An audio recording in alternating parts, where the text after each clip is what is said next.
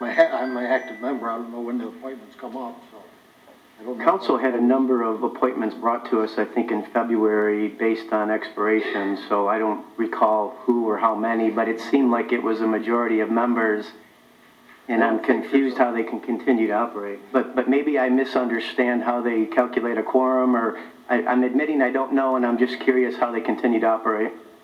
Someone had brought it up at the last meeting, and we're down like 3 members as it is. And it was brought up, and he said, we don't really have a number, as long as we have a quorum. It could be 20. It could be 3. But does an expired member count towards a quorum? TIFA? I think Councilwoman Witten had, posed the question in February and posed it again in April, and we haven't got an answer, so I just thought this was a good time to discuss it. Mr. Chairman, I apologize. I didn't hear the entire question, but we have 3 members that are, 2 members that are not requesting to be reappointed, 1 that is deceased. So we do have a request out publicly for, can somebody open the side door, please? Now he's writing notes. I'm sorry, I don't, so we had 1 person that was, requested to be considered, but we have 2 vacancies, but, with the pandemic and the unknown of when they will actually be serving, there was a little bit of hesitation to get people, so we're still looking to fill 2 vacancies right now. But how many are expired? I don't have that number. There's Does anybody 3 or remember? 4, I think. How many were brought before us? I thought it was 5 or 6. But maybe. Yeah, I think it was 3 or 4 that are So expired. none of those members are voting right now? If they're expired, can they vote? I don't have all those answers. I can get you the answers. I don't know if they're expired or if they're expiring. I'll have to look at the bylaws and I'll have to look at the timeline. I wasn't prepared for those questions today.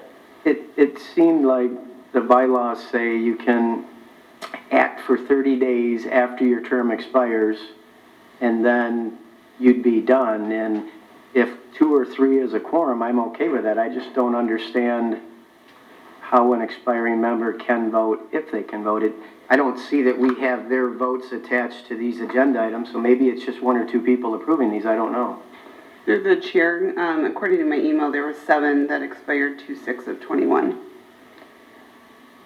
Mr. Chairman, I don't know that may be accurate, but again, we are, I think there's, again, of the 7, 3 that are not being reappointed. So 1 is that is deceased and 2 that we're filling. And I don't remember who they are, the 2 that are stepping down. Is it possible for any of our corp counsel to comment on what constitutes a quorum and who's allowed to vote, and whether or not we should receive and file something that was voted on in a manner not consistent with the bylaws? I'll defer to Gus if you want to comment on that, or, I'm sorry? Yeah.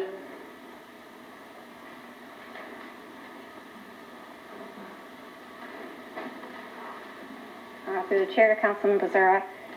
So the expired members can continue to vote according to their bylaws. And so there are some, and I don't have them in front of me, but then there would be a quorum of those members who are still active. So if there's 5 active members, you need 3. So 7 are expired. Now, what I have is a director whose term of office has expired shall continue to hold office until a successor has been appointed by the city of the incorporating unit with the advice and consent of legislative body and mayor within 30 days. So what does the 30 days mean if they can continue to vote after 30 days of their expiration date? My understanding, it does not invalidate their vote. But what's the point of bringing anything to council if they can just serve for infinity? I don't understand why we would ever need to approve any member of anybody. Well, I wouldn't think they're going to serve till infinity. I mean, If the bylaw says 30 days and they go past 30 days, then it can be any time after 30 days. Well, I understand that, but I don't think infinity is a fair statement, nor do I think years are a fair statement, because we are going to... It's been 4 months. Right. We just approved a $7 million budget with expired board members. I don't know how you can operate like that. Because they can still continue to vote. We are planning on bringing forward... Despite the bylaws saying 30 days, they can continue to That vote. is my understanding, yes. your understanding based on a legal opinion or your own legal opinion, or? Based on reading the bylaws and discussing it with council. Am I the only one that thinks 30 days means 30 days? In reading it, I would have that same, because I don't understand why the 30-day would be referenced in there. I agree. And I You have can asked serve forever regardless of the mayor or council approving, or you can serve for 30 days after your expiration. That's what their own bylaws say. I know historically, there have been incidents where they've carried over 6 to 8 months for various reasons. I don't know all of them tonight, but again, we're looking for 2 more members currently. It's our intention to bring them forward, and then the ones that want to be reappointed, bring them back for reappointment. I mean, I'm acknowledging the difficulty in getting people. I'm just saying that the board shouldn't function with expired members until they have a legal quorum.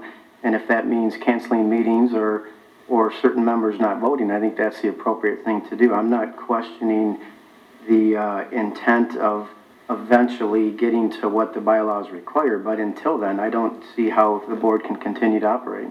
Again, I would have to look at the details of the bylaws. I don't have them in front of me, but I believe that they can continue, and they have historically operated that way. Guys, if we don't have to approve this kind of stuff, this is the same entity that pulled us out of the Northline Road agreement and had a legal settlement that for years involved the city of Taylor, and when this council wasn't going to support that, TIFA removed us from the lawsuit. Now we're being removed from the process of either appointing or reappointing members. I'm starting to wonder what the value of council is. What are we doing up here? Mr. Chairman, the TIFA board is the one that made the request to bring the items forward as a receive and file, so there's complete transparency. Voted on by members who their bylaws say they can't vote. And that we appoint, and, you know, I know we had originally, I think at the end of February, received the TIFA reappointments for early March, and then it was removed. And then I know I sent subsequent emails on 419 and 51 asking about the status, so, and you haven't heard back. So.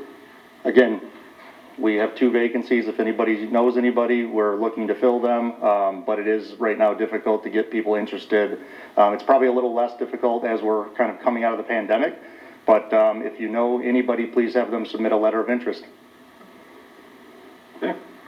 Right now, we have a motion on the floor by Councilwoman Croft, supported by Councilman Johnson. All those in favor say yes. Yes. All opposed say no. No. Roll call, please. Mr. Johnson? I know, and I agree with Mr. Bzura. We need to get this figured out. Mr. This Bzura? coun- Oh, I'm sorry. This council don't need to approve it because TIFA approves it, but I agree with Mr. Bzura. We gotta get it figured out.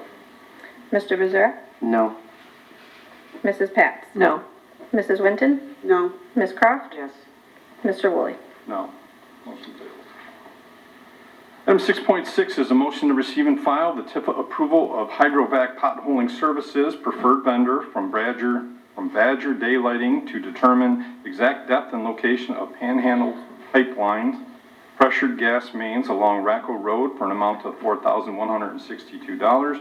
Cost to be split between Panhandle Pipeline and TIFA. Motion to receive and file. Support. Okay, I have a motion by Councilwoman Croft, supported by Councilwoman Winton. Is there any discussion? If not, all those in favor say yes. Yes. All opposed say no. No. Roll call, please. Mr. Johnson? No? Mr. Bzura? No. Mrs. Pats? No. Mrs. Winton? No. Ms. Croft? Yes. Mr. Woolley? No. Motion fails. Item 6.7 is a motion to receive and file the TIFA approval of Michigan Custom Sign preferred vendor to repair masonry, stone, and brick pavers on the Northline and Inkster Gateway sign due to the vehicle damage for an amount of $17,800. Motion to approve, or receive and file. Support. Okay, I have a motion by Councilwoman Croft, supported by Councilwoman Winton. Is there any discussion? If not, all those in favor say yes. Yes. All opposed say no. No. Roll call, please. Mr. Johnson? No. Mr. Bzura? No. Mrs. Pats? No. Mrs. Winton? No. Ms. Croft? Yes. Mr. Woolley? No.